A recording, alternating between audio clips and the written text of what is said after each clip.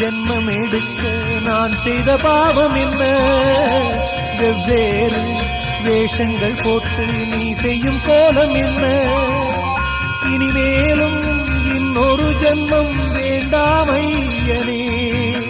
படைத்தாலுந்தன் கோவில் மணியாய் படைப்பாய் ஐயனே.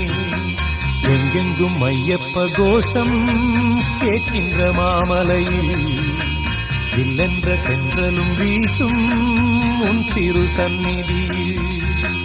எங்கெங்கும் ஐயப்ப கோஷம் கேட்கின்ற மாமலையில் இல்லென்ற தென்றலும் வீசும் உன் திரு சந்நிதியில். எப்போதும் உன்முகம் பார்க்கின்ற ஆசை ஐயப்பா. என்னாலும் வந்து அணைப்பது உந்தன் கையப்பா. எப்போதும் உன்முகம் பார்க்கின்ற ஆசை